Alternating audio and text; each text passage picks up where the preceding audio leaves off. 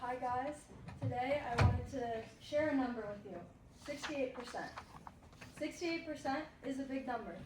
That's almost 3/4 of people.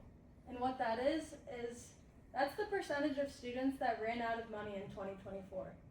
And by ran out, I mean completely ran out. And they weren't able to pay for things like groceries, rent costs, textbooks, tuition, gas, car payments, all these things.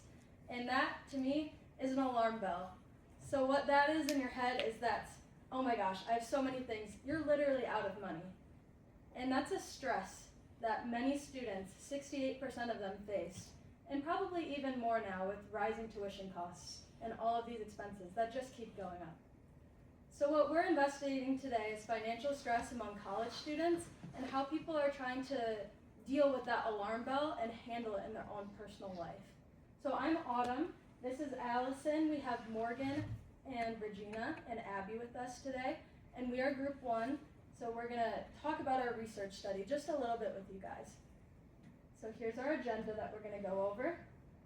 So basically what we will be focusing on is how do students deal with like financial stress and all of that, and we're going to be showing that through our hypothesis, scope of research, literature review, variables, survey plan, survey objectives, and then finishing up with our outreach and closing.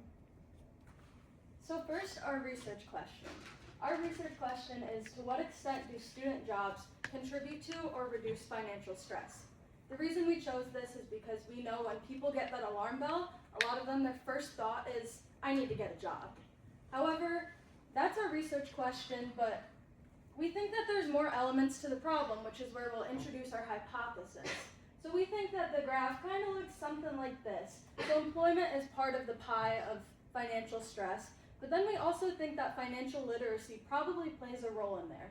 Maybe you have a job, but if you don't know how to budget or spend your money effectively, do you really know what you're doing? Are you really going to reduce your stress with that job? So that leads us kind of into our hypotheses when we're answering this question. Our first hypothesis being, students who work fewer hours will experience more financial stress. This is kind of the one that we thought was logical, obviously. You make less money, you'll probably have more financial stress. But then to introduce that second part of the pie, we have hypothesis 2, which is that students who are more financially literate will have less financial stress.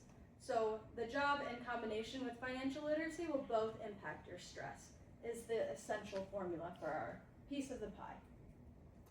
So by looking at working hours and financial literacy, we want our study to go beyond the assumption that income alone determines financial well-being. So we want to help universities better support student employment programs and financial education policies. An example of this could be a mandated personal finance class that's required for all majors and is a general education requirement so that we can better set students up for success in the future. Next, for a review of literature, one study found that students who work up to 10 hours per week have a GPA of 3.45 or higher, whereas those who work more than 10 hours per week have a GPA of 3.38 or lower. Additionally, working students continue to experience difficulty affording basic needs, indicating that having a job does not always reduce financial stress. Lastly, the more time and financial constraints a student faces, the more likely they are to experience financial and work-related stress on top of academic pressure. Next, for our variables, our dependent variable in both our hypotheses is financial stress. One question we are going to ask to measure this is, please rate your current financial stress, 1 equaling none and 10 equaling extreme. This will be measured on a scale of 1 to 10, and we are looking for an increase or decrease in our dependent variable to find a correlation with our independent variables. And then we have 2 independent variables. So our first one is basically just a very simple question, it's a yes or no, even if you have a job or not. And then going along with that is approximately how many hours do you work in an average week. So this will have correlate with the first question and have the 4 multiple choice options and then one that if it doesn't concern you.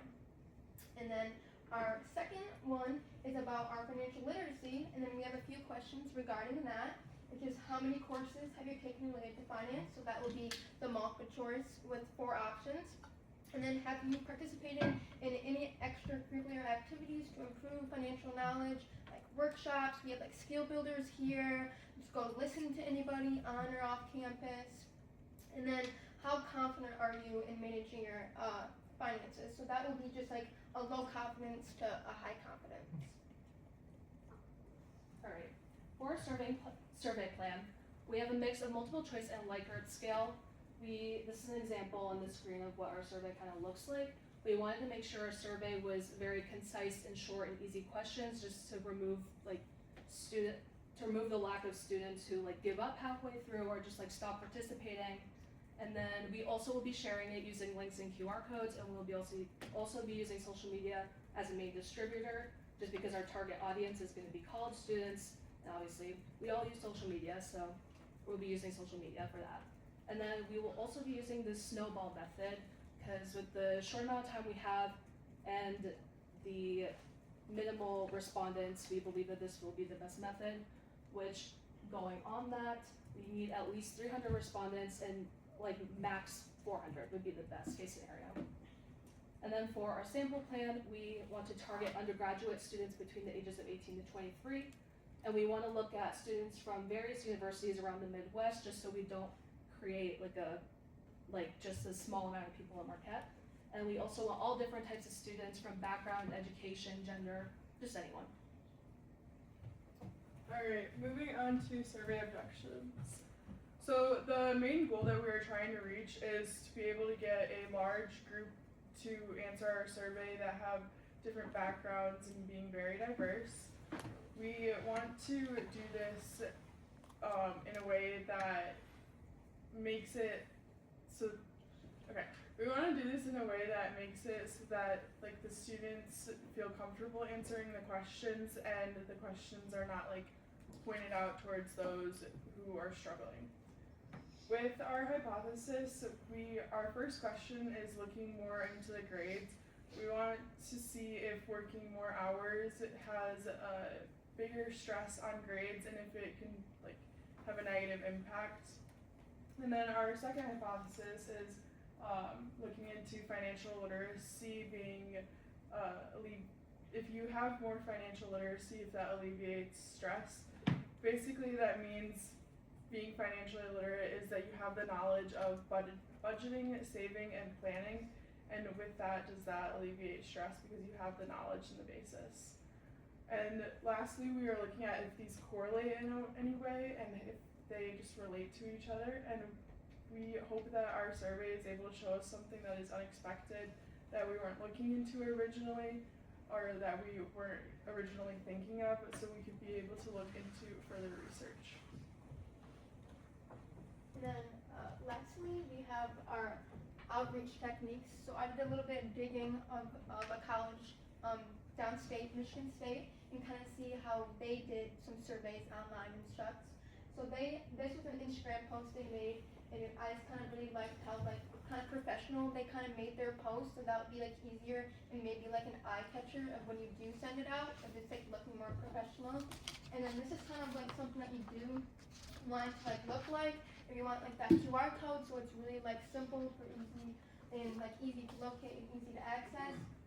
So we want to send it through like text messages, email, and then maybe like sending it to like the Northern Michigan like Snapchat stories. And then we hope to expand like downstate and then neighboring states as well. So we just like Regina said, so we don't have just like this small Marquette area. And then so we just hope like the more professional looking will get more applicants, and just hope that our survey turns out as good as